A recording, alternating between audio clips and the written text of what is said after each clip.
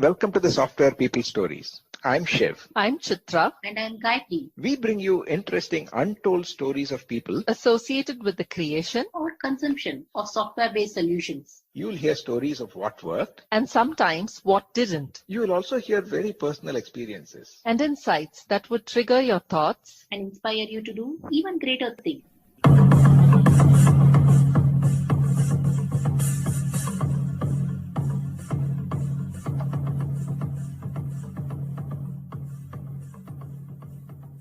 As part of the series focusing on women in the month of March in 2022, I'm in conversation with Poornima Shenoy, the CEO of Hummingbird Advisors. In this conversation, Poornima shares her thoughts and experiences related to how she started her own company, Nexus, almost 30 years ago, and getting some marquee customers, and how she has seen the industry grow by attracting people with non-IT backgrounds, and later on, getting into corporate world, working for profit companies, and also in the non-profit world of NASSCOM, an industry body. She shares her experience in setting up the India Semiconductor Association, the first of its kind in India, establishing an industry forum. On the lighter side, she also talks about her perception of the differences between software and hardware professionals without stereotyping them. And we talk about whether work from home is actually a challenge or it is a plus for women. And finally, we talk about her book called Accelerating Her Business, and that freedom for women is always there and they just need to exercise it. Very interesting conversation. Listen on. Hi, Poornima. Welcome to the Software People Stories. Thank you, Shiv. So excited to be here today. Actually, when I mentioned that I'm going to be talking to you, my co-hosts were very excited. Though most people know you, I think it'll be good if we can start with a self-introduction and how you got associated with IT in general and what has been your career trajectory. We will take it from there. Very interesting question, Shiv. I think by default, anyone who has been in Bangalore for a few decades involved with the IT industry in some capacity or the other. So when I started working more than 30 years ago after my MBA, my dream was to be in advertising and market research. And that's how I started my career. 3 years into a career, I felt I had to do something as an entrepreneur. If I wanted to look for a job change, I could not find any way of doing it. So that's how I set up Nexus. I had a co-founder and we got in the business of HR recruitment. And who was our first customer? Wipro. Who was our second customer? Infosys. And when you have two stellar clients like this who are willing to trust a 25-year-old, you can only go up. So when people talk about professionalism and supporting women and supporting entrepreneurs, I think Infosys and Wipro were leaders and far ahead of their time. And that's how one got into the IT industry. May not be as a developer, but very much as part of the system that built great people and great industry. Yeah, that's a wonderful start. So the question that has always kind of confused me, are there easy ways to identify the right people for the right jobs? Particularly when it comes to IT, we talk so much of tech or jargon that it becomes a little difficult to identify the fit for a particular role because we talk about IT being or software development being a team sport. So when you are doing this as a service for others, that to growing companies, I'm sure there have been pressures of time, pressures of numbers or volumes. So how did you go about handling that? I think one of the things that happened in the early days of the IT industry is that they got leaders from outside. There were not very many people in the system. You had only a couple of companies who had a history or a longer span in the space. But a lot of time, like if you see Mr. Suter from Wipro, he came in from external to the IT industry. So the industry actually flourished with an incoming of talent who had different mindsets and had seen growth in other sectors. So I think one thing that stands the test, irrespective of the industry, is integrity of their person and their passion to contribute to their job. After that, it doesn't matter. Nobody's asking a manager, what are his coding skills. So a lot of the work we did at that time was really into leadership as well as mid-level recruitment. And there is something, I don't know whether you call it instinct or gut, but I find it very strong in my space. I have very strong gut and instinct, and very rarely has it failed me. So you could say that played a very important role in getting good people for good roles. And even 2 decades later, when I meet some leaders, they still recall our early meetings and how they got onto these key roles and how they grew. So you could say we did something right. Some of it may be luck, some of it may be hard work, and of course the talent of the people who we were speaking to. Actually, through this podcast, what I'm trying to do is to see if we can understand the individual journeys and how each one prepared oneself for that. Yeah. So whatever is your success, if somebody else wants to get into this space, or even for, I think this is a skill that any manager would find useful, of how to develop your gut, so to say. Is that possible? I'm not sure you can develop your gut, but the rest of it you can do. There's really no substitute, I say, for hard work. I work very hard. Sometimes I hear people saying that you'll have a burnout. But if you're very passionate about what you do and you like what you're doing, it doesn't become so much of hard work. Okay, so I don't think I never counted the amount of hours that I put in. So, but what I really liked about running my own business is that it gave me flexibility. I had a young daughter at that time. My husband was also working full time. So how do you balance it? You pick her up at 4 o'clock from school, and then 4 to 8 is going to be her time. Then 8 to 10 or so, you focus on closing up your business for the day. So it meant juggling a lot of stuff. It was incredibly tough. I'm not going to say it was easy at all. But if one has to go on, one has to hang in over there. And that's what I think a lot of women should do. I mean, I can't give advice to today's girls. They are so smart, and I wish I had their smartness when I was their age. But I think being committed to what you want to do, like being a professional, keeping to your timelines, not giving excuses, and working hard, there is really no substitute for it. But of course, in the end of it, you also need a bit of luck. And like I said, a bit of gut feeling. And those two, I think they have to come to you. You can't get them otherwise. So what made you move out of this role? Then you moved on to do a lot of other things, right? We still have the rest of the podcast to cover that. Yeah, so Shiv, you mentioned something earlier, and I really like that. You made me think. I never saw my life like this. So I would put my life or my career, professional life, into 3 buckets. One thing is the corporate world, where I work for industry, which are for-profit companies, whose goal is to maximize their profits and hire people and focus on salaries and targets and Excel sheets and business plans. Okay, we all know this. These are words that everybody keeps hearing about. Yeah. Times change, but the expressions don't go away. The second part is the not-for-profit world, which is where I work with NASSCOM and set up the India Semiconductor Association. And these are organizations that are key to the growth of the industry. But they're helping others grow, not necessarily with the goal of making money for themselves. But without trade bodies, industries would find it very tough, especially in policy making. And the third part, which I see for myself, is as an entrepreneur, running my own business with a goal to make money, but being very, very passionate about it. But in all of this, none of this would work if you're not passionate about it. You cannot be working for somebody or supporting a not-for-profit or working for yourself if you don't have that passion. So if I'm not interested in something, I will not do it. So either I should be 100% into it or I'll step aside. There's nothing that you can do 50% or 80% or less than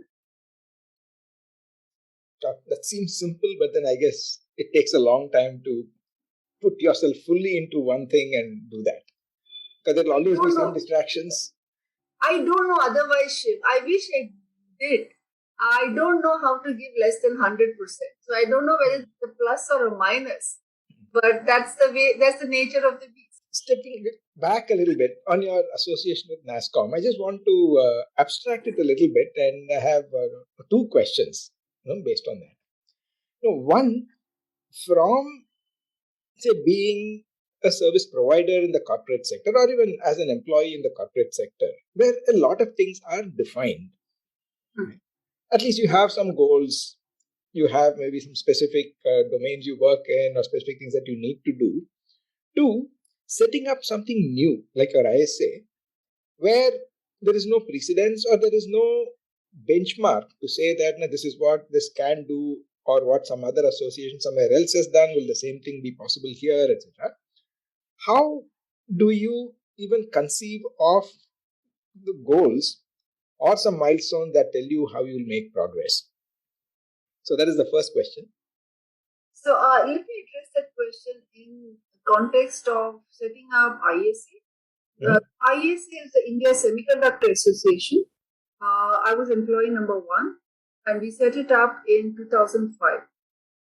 Along the way, they now become the India Electronics and Semiconductor Association, but at the core are semicon companies. So when we set it up in 2005, it was not even registered. There were 33 companies who wanted to become members. So right from getting great leaders, committed folks who wanted to make it work very well. We wrote the constitution of the industry body, and I think it's the first time in 25 years that India was having a trade body starting from scratch. Earlier to that, I think it was NASSCOM, and then there was CII and FICCI, which had history of nearly 100 years.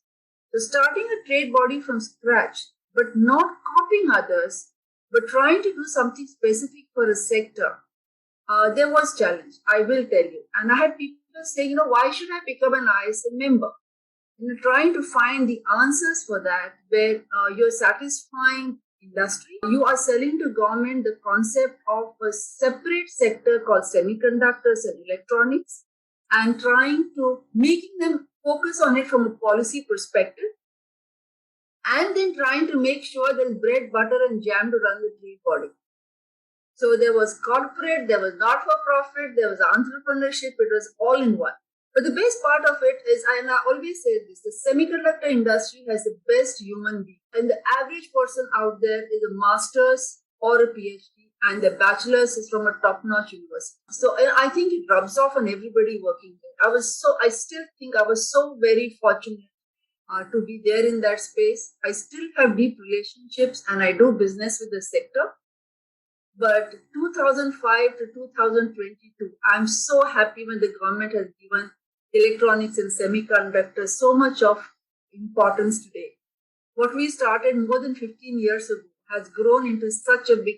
At the risk of not getting into the stereotyping mode, do you see any big differences between, let's say, software thinking and hardware thinking from the people you've interacted with? One important thing to understand is I'm not an engineer.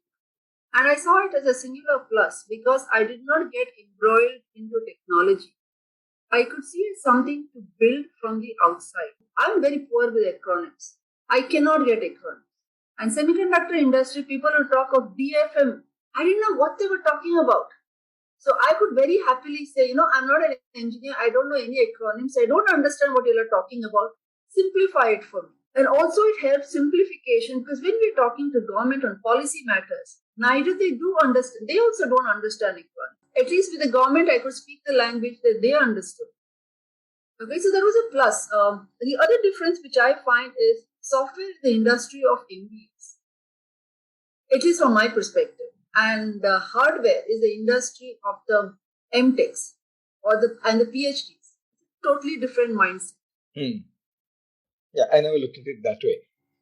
So second question, since this is also part of the Women's Special Series for the Women's Month, if one is not part of a body like NASSCOM or ISA, are there opportunities for women to contribute or to influence the sector, whether it is while having a regular job or when you are taking a career break?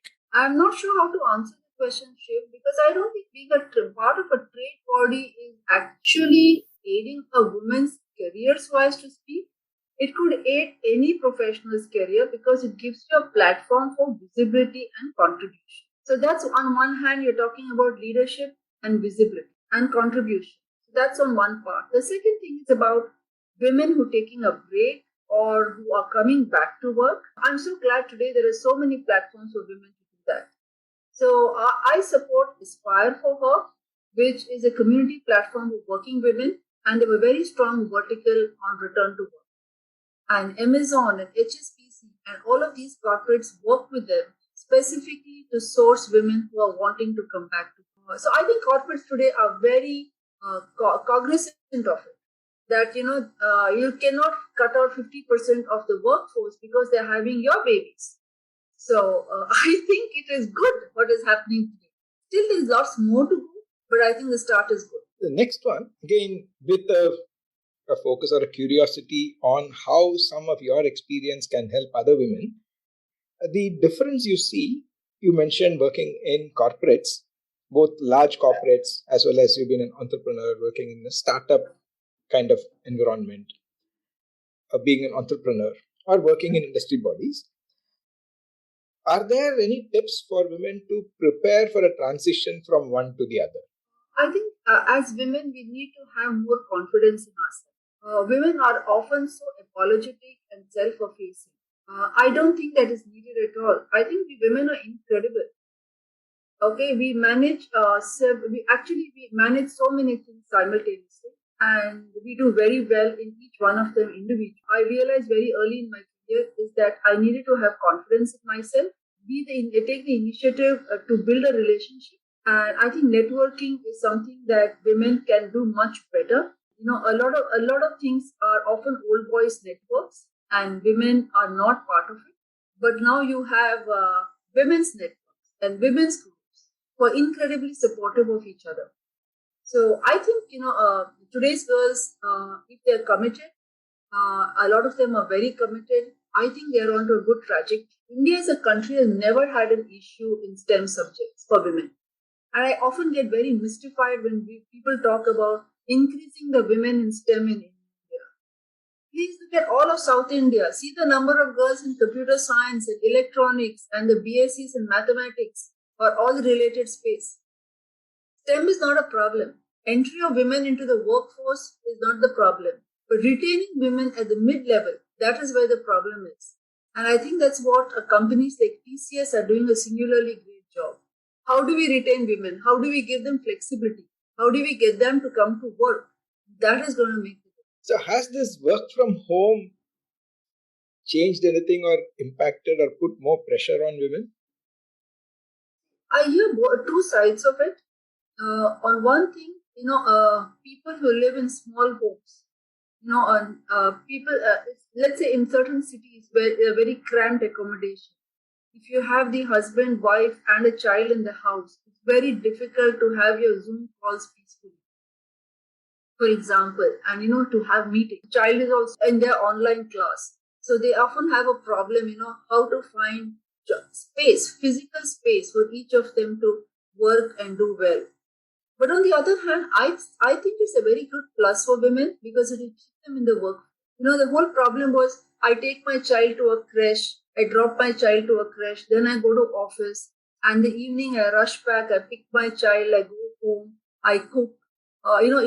Everything is so segmented and separate, and I think for women that becomes often very difficult. So work from home, I feel, is helping a lot of women to stay in the workforce. And organizations are also realizing that you can be sitting in any tier 1 town or tier 2 town and delivering. So it's no longer necessary that you have to be working 12-hour days from office, physically from office. You can deliver as well sitting somewhere else. So in my perspective, for a lot of women, work from home is helping them stay engaged and employed. So when women take a career break, is it better to look for entrepreneurial options when they want to come back? Or is it better to go look again for some corporate kind of roles? Entrepreneurship is not easy. There is no switching off. Okay, for example, when I'm talking women who are coming back to work, you have medical benefits that are available. You can take leave. Okay, you can take a break. And corporates are understanding up to an extent because they too want to retain good talent in their workforce. But when you are an entrepreneur, you have, let's say, medical off or holidays are questionable unless you have a super roaring well good business. The entrepreneur also is responsible for paying salaries to people on the first of the month. So she cannot afford to switch off at any point of time. Mm-hmm. In India, we have data which shows that the bulk of women entrepreneurs are nanopreneurs or solopreneurs. So in those contexts, it works well. Freelancing works very well. Consulting works very well. But if they're building an organization as an entrepreneur, I don't think it's an easy thing at all. It's an incredibly tough journey. So why did you choose to become an entrepreneur again? The first time I became an entrepreneur is because I had a bad boss. I could not see myself working with her. She made my life so miserable. So I said I could not see myself working with her, but I could not see myself doing nothing. Okay, and I felt there was a real need in the market for what I wanted to do, and that's how I became an entrepreneur. Okay, so that's how I started. But I feel there's a lot of scope for people with lateral thinking, people who are willing to work hard. So entrepreneurship is a viable option. The interesting thing, Shiv, is today, and this is something, I keep talking at women's sessions, is that women should not hesitate to talk about money from day one. Whether it's your salary or the fees that you're going to charge your customers or your funding or even your simple accounts. So many women are so good in everything they do, run away from the money angle. So I too wish, I had started speaking unhesitatingly about money from day one, not waited until I had to do it. But are there enough data points available for women to start these kinds of conversations? I think we should proactively start doing these kind of things. When one was younger, or I was younger, we were brought up. I think it's a typical, the Brahmin, if I may say in quotes, the Brahmin household where women never talked about money. Okay, somehow, you worship Saraswati but not Lakshmi. But I think both goddesses are equally important in life. One feeds into the other. So I think we should have these conversations with our daughters and talk to them about negotiating better salaries or asking for money where it is due and not hesitating about it. It is not being greedy. I mean, it's about having value and placing a value to yourself. But nowadays, you find that, at least in the IT industry, sometimes the demands, if I may call that, from team members seems to be a little unreasonable because the market is hot and for certain skills, they say, no, I'm getting so many X. It's no longer 0.5X, 1X and so on. And you hear really bizarre kind of numbers. So what changed from yesterday to today that one can go and say that now I need more? So a similar thing, of course, it's not limited only to women. Yes. But then I guess it probably becomes a little more challenging for women, like you said, to go and then ask for these kinds of raises. I'm actually getting a lot of horror stories about it. But then what do you say about employers who give people blank check and tell them you sign what should be your joining bonus? Okay, that too is happening in the market, right? Too to clap. But I feel very sorry for all employers today, and especially if you're a young startup. How do you attract? Your company is the talent that you have. How do you attract people? ESOP has to be worth it. Salaries have to be worth it. But sometimes established companies are paying so much of money. I think I don't know when this is going to end, but when I speak with people, they say next 1 or 2 years, industry is going to face it. Okay, so I think it really depends on a person's integral integrity. If I have signed on to do a particular job, let me complete it. Let me not jump from one job to another without completing it just because someone is going to pay me more. I mean, that is my philosophy, which is right or wrong, I don't know. People are making a lot of money. I would rather be happy delivering what I set out to do than chase money, which will always come and go. So is that, without revealing too much about your recently launched book, what has been your experience that you are sharing in the book? Why did you decide to write the book in the first place? So Shiv, thank you for bringing it up. Ever since I was 14 years old in standard 9, I wanted to write a book. Okay, and every decade, every few years, I will say, after my daughter is older, after I finish this project, or after I do this, the only good thing that ever came out of COVID is that I got time to write the book. There was no commute, there was no travel, and suddenly, one started thinking in a different fashion. And I found a wonderful co-author, Supriya. We complement each other extremely well. So we got down to writing this book, and it is actually about for women entrepreneurs. Women entrepreneurs have different needs, and how do they grow their business? And how can accelerators and incubators and the ecosystem support their growth? So that is what we are seeking to address in this book based on our experience of accelerating more than 100 startups. So it's a very practical handbook. There's no theory on it, and we hope it will be useful. And not just now, but going down the road, it should stand the test of time for the next few years at least. It's called Accelerating Her Business. Wow. I think that is something that is sorely needed, because the understanding of what support is available in the ecosystem, I think, is probably a very good step for everybody not reinventing and trying to go through the same kind of challenges. Yeah, I come back to the money story again, Shiv. So when I did my first business, I went to a bank, a public sector bank, because we didn't have very many private banks at that point of time. And at 25-year-old, had really no guts to go to a city bank. We went to the nearest public sector bank. And the manager told me, he said, "Do you have your husband's permission to take a loan from the bank?" Okay. And I went to another semi-government organization. They said, "What is this services business you want to do?" And you remember this was in the 90s. India was just pre-boom of service sector. And I said, this is it. He said, where is your warehouse going to be? Where are you going to store your goods? I said, there are going to be no goods. There's no warehouse. Okay. And he said, then what will you give as collateral? Okay. I think from then to now, the journey it's been interesting in terms of the way people are viewing services business, but the struggle to get money still continues. Every entrepreneur does not raise millions of dollars from a venture capitalist. It's very interesting because one of our guests earlier, she had gone to Delhi and had been asked the same questions. Do you have your husband's permission? Will your father guarantee whatever will the collateral be provided, etc.? I think from there, probably now things have changed. A few years ago, when I was running my edtech startup called Latitude, I went to Oriental Bank of Commerce, who had been my banker for 25 years.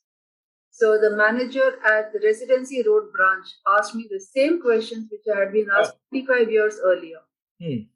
Okay, are you the signatory?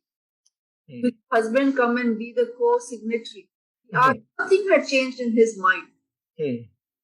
Okay, so, and I believe there is a very prominent state government funding corporation which still wants a husband to sign as co-signatory for the collateral that is.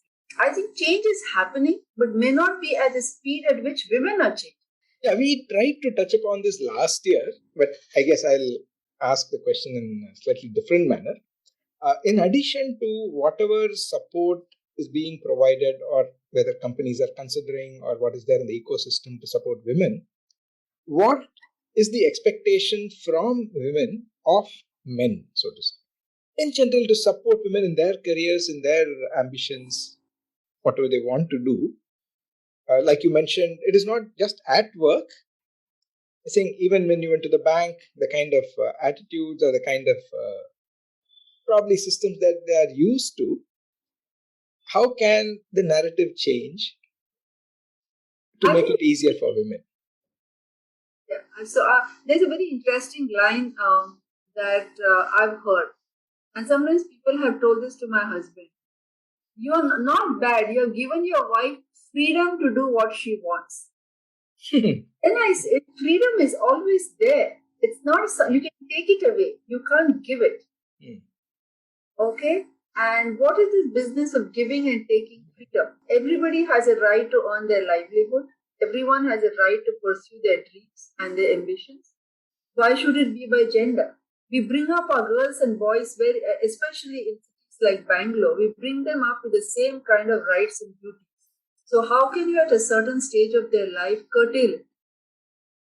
So freedom is there. You have the full opportunity. If you don't take it, you are losing out on it.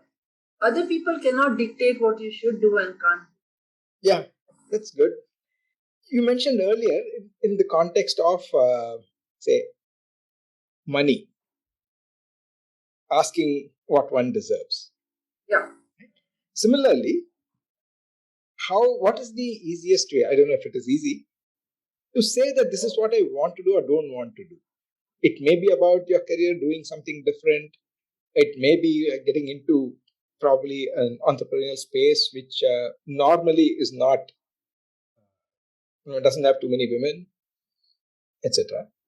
So my thing is that, like I said earlier, everybody, I mean, especially in cities like Bangalore, and I would think in a lot of cities in southern India, my exposure to the north is a little limited, so I cannot comment on it. But in south of India, we give, the firstborn, if it's a girl, we call them Lakshmis. And, there's a great joy in the family when daughters are born. And I think girls should grab that opportunity because parents are giving the same opportunity at every stage of their life to both brothers and sisters. So nothing should stop the girls and make them hesitate. Everything is there.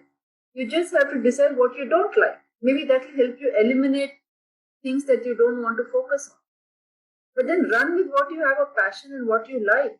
It's not necessary that everything has to be about a career. It could be some other passion. It could be about running.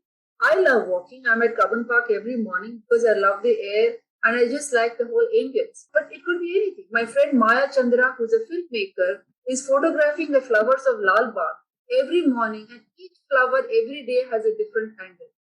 She's a filmmaker. So if we follow our passions, given the opportunities that we have, I think women are on a very good wicket. So thanks, Poornima. I think that is very reassuring. And if I got you, probably the place to start the conversation first should be in the family, with your parents, with your siblings. Is that a fair way to rephrase what you said? Absolutely. The family is the starting point for everything. For what we are is shaped right from our birth and our childhood. And families, I mean, we have definite data that educated mothers have deep thinking sons and daughters. I mean, this is not minimizing the role of the father. The father, of course, is equally important, but the mother is also equally important. And data shows us it is so. The family is the core of what we become in our life and how we shape our children and influence society. Yeah. Thanks, Poornima. On that note, I think we've run out of time for this conversation. I'm sure this requires a far more detailed and a much larger platform, to take this forward. A few things that you said, I think, are not some things that will get solved overnight. But at least as these conversations happen, I'm sure that there will be more understanding and more contributions that will be highlighted. Already women are making a lot of contributions, that this will be known. And some of these social attitudes should also change. Thanks, Shiv. You made me really think. I hope I've not said anything controversial.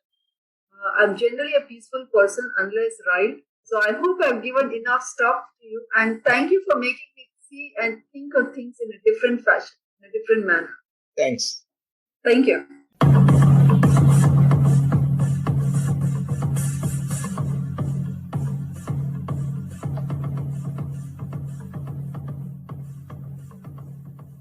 We thank Siddharth for the music and Anita for promoting the Software People stories. If you like this episode, Please subscribe on your favorite podcast client. And spread the word in your network. if you'd like to share your story, Contact us at podcasts@pm-powerconsulting.com.